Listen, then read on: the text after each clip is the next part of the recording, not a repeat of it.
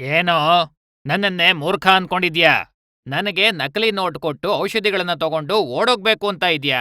ಇಡೋ ಇಲ್ಲಿ ಔಷಧಿಗಳನ್ನ. ಆದ್ರೆ ಆದ್ರೆ ಈ ನೋಟ್ನ ಈಗ ತಾನೇ ಒಬ್ಬ ವ್ಯಕ್ತಿ ನನಗ್ ಕೊಟ್ರು.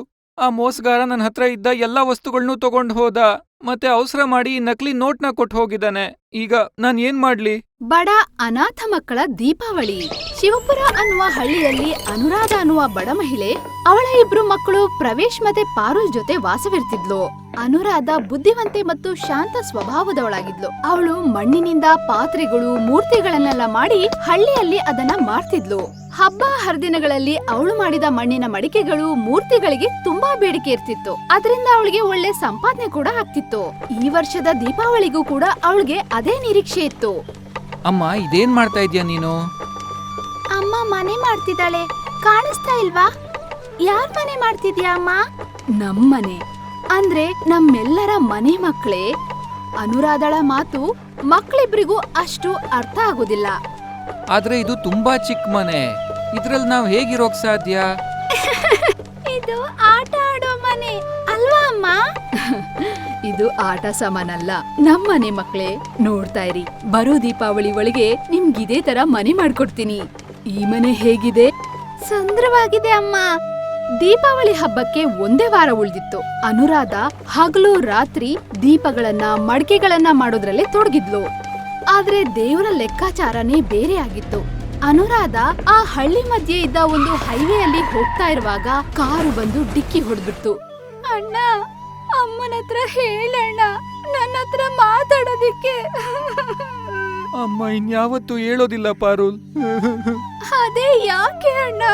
ಏನಾಯ್ತು ಅಮ್ಮನಿಗೆ? ಅಮ್ಮ ಸತ್ ಹೋಗಿದ್ದಾರೆ ಪಾರುಲ್. ಸತ್ತವ್ರು ಯಾರು ಮತ್ತೆ ವಾಪಸ್ ಬರೋದಿಲ್ಲ. ಅನುರಾಧಳ ಮೃತ್ಯು ಆಗ್ತಾ ಇದ್ದ ಹಾಗೆ ಪ್ರವೇಶ್ ಮತ್ತೆ ಪಾರುಲ್ ತುಂಬಾನೇ ಸಂಕಷ್ಟಕ್ಕೊಳಗಾಗ್ತಾರೆ. ಹಸುವಿನಿಂದ ನಳ್ತಿದ್ದ ಅವರು ಏನಾದ್ರೂ ಕೆಲ್ಸ ಮಾಡೋಣ ಅಂತ ಯೋಚನೆ ಮಾಡ್ತಾರೆ.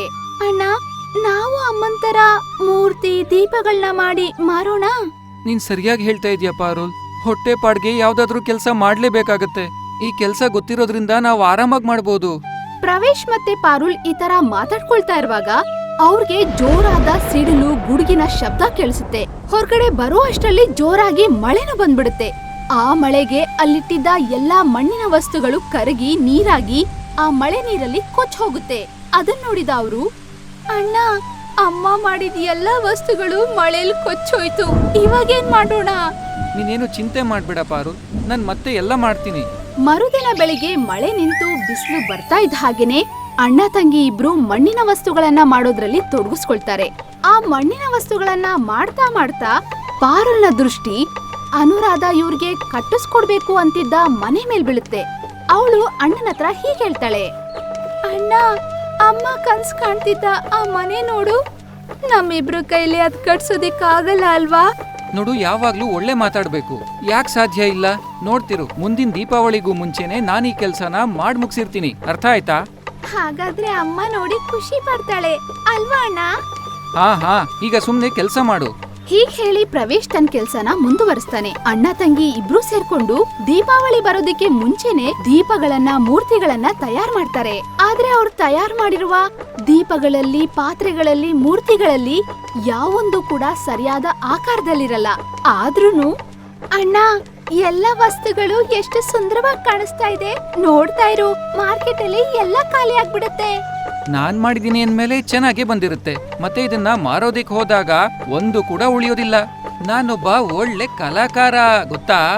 ಮರುದಿನ ಬೆಳಿಗ್ಗೆ ದೀಪಾವಳಿ ಹಬ್ಬದ ದಿನ ಪಾರುಲ್ ಮತ್ತೆ ಪ್ರವೇಶ್ ಅವ್ರು ಮಾಡಿದ ಮಣ್ಣಿನ ವಸ್ತುಗಳನ್ನೆಲ್ಲ ಬುಟ್ಟಿಯಲ್ಲಿಟ್ಕೊಂಡು ಮಾರ್ಕೆಟ್ ಅಲ್ಲಿ ಮಾರೋದಿಕ್ ಬರ್ತಾರೆ. ಬನ್ನಿ, ದೀಪಾವಳಿಯ ಹಣತೆ ಮತ್ತು ಆಟದ ಸಾಮಾನ್ ತಗೊಳ್ಳಿ. ಎಲ್ಲಾ ಹಣತೆ ಮತ್ತೆ ಆಟ ಸಾಮಾನ್ ಸುಂದರವಾಗಿದೆ, ತಗೊಳ್ಳಿ. ಇಬ್ರು ಹೀಗೆ ಜನಗಳನ್ನ ಕರೀತಾ ಇರ್ತಾರೆ. ಆದ್ರೆ ಮಧ್ಯಾಹ್ನದವರೆಗೂ ಅವ್ರದ್ ಯಾವುದೇ ವಸ್ತುಗಳು ಮಾರಾಟವಾಗಲ್ಲ.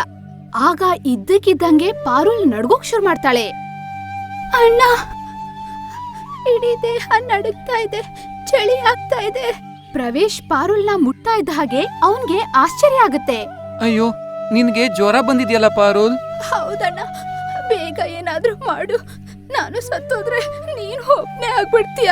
ನೋಡು, ಏನೇನೋ ಮಾತಾಡ್ಬೇಡ. ನಾನ್ ನಿನ್ಗೆ ಏನು ಆಗೋದಕ್ ಬಿಡೋದಿಲ್ಲ, ಗೊತ್ತಾಯ್ತಾ? ಪ್ರವೇಶ್ ಪಾರುಲ್ನ ಸಮಾಧಾನ ಮಾಡ್ತಿರುವಾಗ ಅಲ್ಲೊಬ್ಬ ಗ್ರಾಹಕ ಬರ್ತಾನೆ. ಏನೋ ಈ ಸಾಮಾನೆಲ್ಲ 200 ರೂಪಾಯಿ ಕೊಡ್ತೀಯಾ? ಆದ್ರೆ ಇದಕ್ಕೆಲ್ಲ 1000 ರೂಪಾಯಿ ಆಗತ್ತೆ. ನೋಡು, 200 ರೂಪಾಯಿಗಿಂತ ಜಾಸ್ತಿ ಕೊಡೋದಿಲ್ಲ. ನಿನ್ ತಂಗಿನಾದ್ರೂ ನೋಡು, ಜ್ವರ ಬಂದು ನಡಗ್ತಿದ್ದಾಳೆ. ಅವಳಿಗೆ ಔಷಧಿ ಕೊಡ್ಸ್ಬೇಡ್ವಾ? ಪ್ರವೇಶ್ ಪಾರುಲ್ಗೆ ಆದಷ್ಟು ಬೇಗ ಔಷಧಿ ಕೊಡಿಸ್ಬೇಕು ಅಂತ 200 ರೂಪಾಯಿ ತಗೊಂಡು ಅವನತ್ರ ಇರೋ ಎಲ್ಲಾ ವಸ್ತುಗಳನ್ನ ಆ ಗ್ರಾಹಕನ್ಗೆ ಮಾರ್ಬಿಡ್ತಾನೆ. ಒಂದ್ ಸ್ವಲ್ಪ ಹೊತ್ತು ನೀನ್ ಇಲ್ಲೇ ಕೂತಿರು ಆಯ್ತಾ?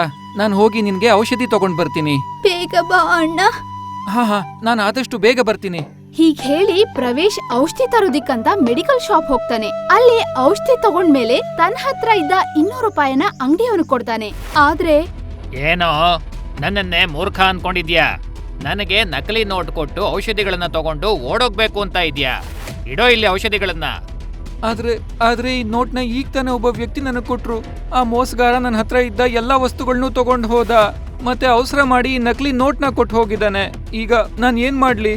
ಹೀಗೆ ಪ್ರವೇಶ್ ಮುಂದೆ ಹೊಸ ಸಂಕಷ್ಟ ಎದುರಾಗುತ್ತೆ. ಅವನು ತಂಗಿ ಒದ್ದಾಡ್ತಿರೋದ್ನ ನೋಡೋಕಾಗ್ದೆ, ಅಂಕಲ್, ನನ್ ತಂಗಿಗೆ ತುಂಬಾನೇ ಹುಷಾರಿಲ್ಲ. ಅವಳಿಗೆ ತುಂಬಾ ಜೋರ್ ಜ್ವರ ಬಂದಿದೆ. ನನಗೆ ದಯವಿಟ್ಟು ಔಷಧಿಗಳನ್ನ ಕೊಡಿ. ನಾನು ಹೇಗಾದ್ರೂ ನಿಮ್ಗೆ ಹಣ ತಂದು ಕೊಡ್ತೀನಿ. ಸುಮ್ನೆ ಇಲ್ಲಿಂದ ಹೋಗ್ತಾ ಇರೋ. ನಾನು ಇದೇ ತರ ಔಷಧಿಗಳನ್ನ ಕೊಡ್ತಾ ಇದ್ರೆ 2 ದಿನದಲ್ಲಿ ಬೀದಿಗೆ ಬರ್ಬೇಕಾಗತ್ತೆ. ಆ ರೀತಿ ಆಗೋದಕ್ಕೆ ನನಗೆ ಇಷ್ಟ ಇಲ್ಲ.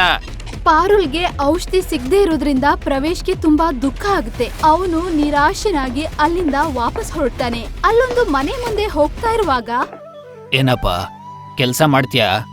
ಒಳ್ಳೆ ಹಣ ಸಿಗುತ್ತೆ, ಮತ್ತೆ ದೀಪಾವಳಿ ಸಿಹಿ ಕೂಡ. ಆ ಸೇಠ್ ಹೇಳಿದ ಮಾತಿಗೆ ಅವನ್ ಮುಖ ಅರಳ್ಬಿಡುತ್ತೆ. ಹಾ, ಮಾಡ್ತೀನಿ ನಾನು. ಹೇಳಿ, ಏನ್ ಕೆಲ್ಸ ಅಂತ? ಅದು ನಮ್ಮನೆ ಕೆಲ್ಸದವನು ಕೆಲ್ಸ ಬಿಟ್ಟು ಹೋಗಿದ್ದಾನೆ. ಪ್ರವೇಶ್ ಕೂಡ್ಲೆ ಆ ಸೇಠ್ ಮನೆಯಲ್ಲಿ ಕೆಲ್ಸಕ್ ಸೇರ್ಕೊಂಡ್ಬಿಡ್ತಾನೆ. ಆದ್ರೆ ಅವನ್ ಯೋಚನೆ ಮಾತ್ರ ಪಾರುಲ್ ಬಗ್ಗೆನೇ ಆಗಿರುತ್ತೆ. ಪಾರುಲ್ ಈಗ ಹೇಗಿದಳೋ ಏನೋ. ಅಪ್ಪ ದೇವ್ರೆ, ನಾನು ಅವಳಿಗೆ ಔಷಧಿ ತಗೊಂಡ್ ಹೋಗೋ ತನಕ ಅವಳನ್ನ ಚೆನ್ನಾಗಿ ನೋಡ್ಕೊಳ್ಳೋ ಜವಾಬ್ದಾರಿ ನಿಂದು.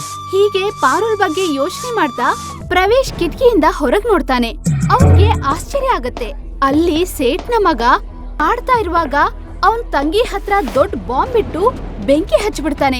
ಇದನ್ ನೋಡಿದ ಕೂಡ್ಲೆ ಪ್ರವೇಶ್ ಆ ಹುಡುಗಿನ ಬಚಾವ್ ಮಾಡ್ಬೇಕು ಅಂತ ತಕ್ಷಣ ಅವ್ರ ಆಡ್ತಿದ್ದ ಜಾಗಕ್ಕೆ ಹೋಗ್ತಾನೆ. ಆ ಹುಡುಗಿನ ಬಚಾವ್ ಮಾಡ್ದ, ಆದ್ರೆ ಇವನ್ಗೆ ತುಂಬಾ ಗಾಯಗಳಾಗ್ಬಿಡುತ್ತೆ. ನೋಡಿ, ಇವತ್ತು ಈ ಹುಡುಗ ಇರ್ಲಿಲ್ಲ ಅಂದಿದ್ರೆ ನಿಮ್ ಮಗಳ ಜೀವ ಉಳಿತಾ ಇರ್ಲಿಲ್ಲ. ಈ ಹುಡುಗ ಅಂತೂ ನಮ್ ಪಾಲಿನ ದೇವ್ರಾಗ್ಬಿಟ್ಟ. ಇನ್ನು ಈ ಹುಡುಗಂಗೆ ಏನೇ ಸಹಾಯ ಬೇಕಿರ್ಲಿ ಅದನ್ನ ನಾನ್ ಮನ್ಸಾರೆ ಮಾಡ್ತೀನಿ. ಏನು ನಾನ್ ಸರಿಯಾಗಿ ಹೇಳ್ತಾ ಇದೀನಿ ತಾನೆ? ಹೌದು ರೀ, ಸರಿಯಾಗಿ ಹೇಳಿದ್ರಿ. ನಂತರ ಪ್ರವೇಶ್ ಸೇಠ್ ಶಿವಲಾಲ್ ಮತ್ತೆ ಅವನ ಹೆಂಡತಿ ಅಂಬಿಕಾ ಹತ್ರ ಅವನ್ ಕತೆನೆಲ್ಲ ಹೇಳ್ಕೊತಾನೆ. ಕೂಡ್ಲೆ ಸೇಠ್ ಕಾರಲ್ಲಿ ಹೋಗಿ ಪಾರುಲ್ನ ಮನೆ ಕರ್ಕೊಂಬಂದು ಅವಳಿಗೂ ಕೂಡ ಚಿಕಿತ್ಸೆ ಕೊಡಿಸ್ತಾನೆ. ಅಷ್ಟೇ ಅಲ್ಲ, ಆ ಇಬ್ರು ಮಕ್ಕಳನ್ನ ನೋಡಿ ಪ್ರಭಾವಿತರಾಗಿ ಅವರಿಬ್ರನ್ನು ದತ್ತು ತಗೋತಾರೆ. ನಂತರ ಎಲ್ರೂ ಸೇರಿ ದೀಪಾವಳಿ ಹಬ್ಬನ ಖುಷಿಯಾಗಿ ಆಚರಿಸ್ತಾರೆ. ಸ್ನೇಹಿತರೆ, ಕತೆ ನೋಡಿದ್ರಾ? ಕತೆ ನೋಡಿದ್ಮೇಲೆ ನಮ್ ಚಾನೆಲ್ನ ಸಬ್ಸ್ಕ್ರೈಬ್ ಕೂಡ ಮಾಡಿ. ಹಾಗೆ ಪಕ್ಕದಲ್ಲಿರುವ ಬೆಲ್ ಐಕಾನ್ನ ಪ್ರೆಸ್ ಮಾಡೋದನ್ನ ಮರಿಬೇಡಿ.